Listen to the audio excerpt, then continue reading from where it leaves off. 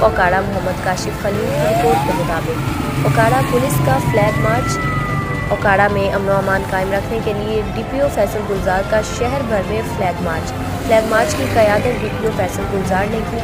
Flag march में police अफसरान, traffic police, elite force और पुलिस एहलकारों ने भी शिरकत की।